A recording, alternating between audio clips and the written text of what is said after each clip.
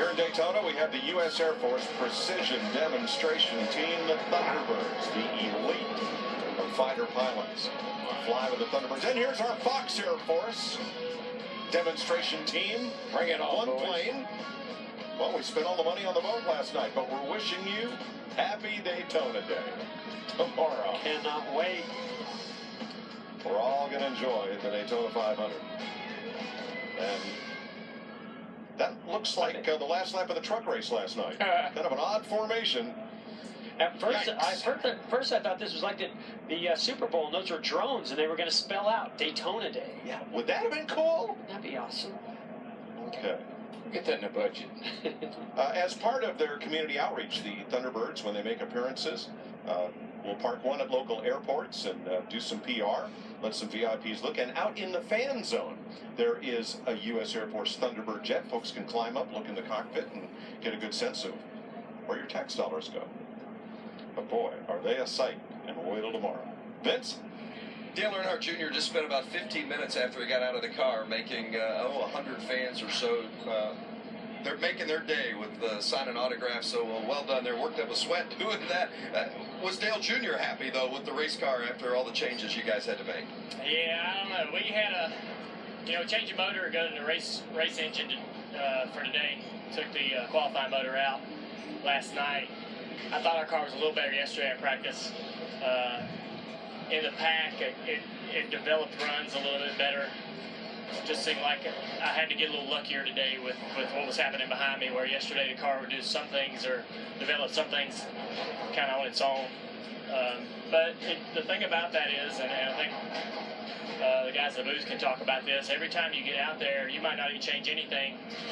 It just depends on what kind of pack you get in, what kind of cars are around you, and your car's performance can change and kind of fool you a little bit. So I'm just hoping that today was a little more laid back, not quite as many cars out there, not quite as active in the draft, and maybe that's why we didn't see our car really respond like it did yesterday.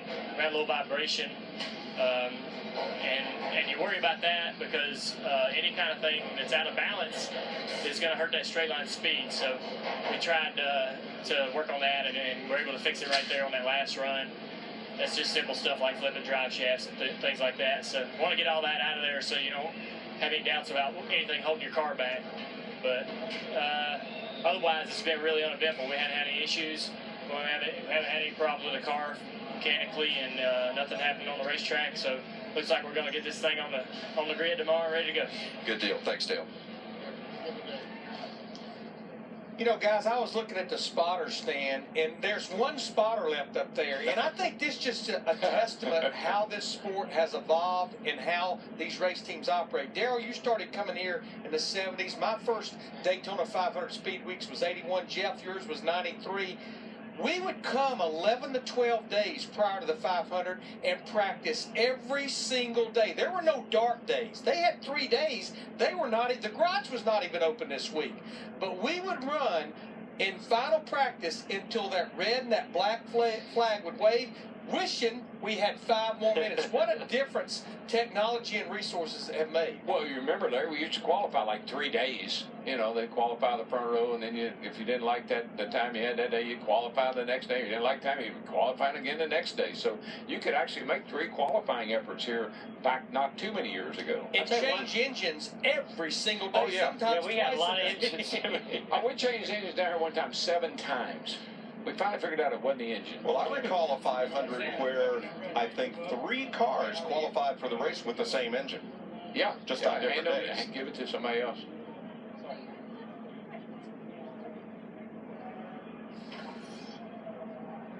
That's a pretty great set of victories right there. I've had LASIK since then.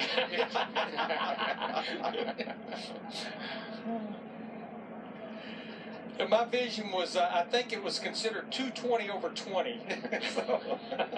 But he can see clearly now. I got to tell you, one of the things that's changed, besides the fact that over the years that these fans have a viewing area right above the garage, which I think is so cool. We heard Vince talk about Dale Jr. signing some autographs. There's a window back there where you can open it up, and there's fans in that fan zone area and come over and get an autograph. But the thing that really changed was the spotters have become so important and so popular that they sponsor the spotter stand now. You see, Yes, there's they have a sponsor. advertisement up there. That's where we're going. What I love is people you say, "Can you get me a garage pass?" Oh, no. It's a highly restricted area. Yeah. And then you show a shot like that, and there are about 10,000 people in the garage area. It says helping drivers worry less. Liberty Mutual spotter stand. And spotters became mandatory back in 1990. Spotters and radios were first used on the Daytona Beach course 1952.